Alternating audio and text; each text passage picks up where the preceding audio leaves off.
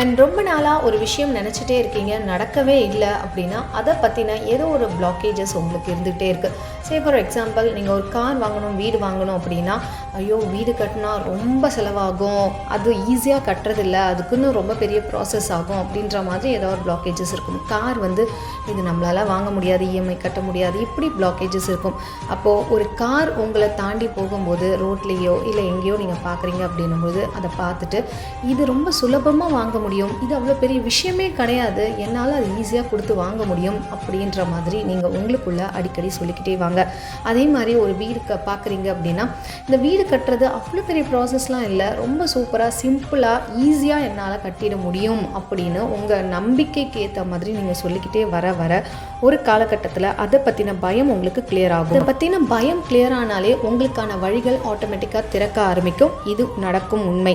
உங்களுக்கு hope நுப்போ class வேணும்னா மேலே தெரிகிற வாட்ஸ்அப் நம்பர் மூலமாக ரெஜிஸ்டர் பண்ணிக்கோங்க.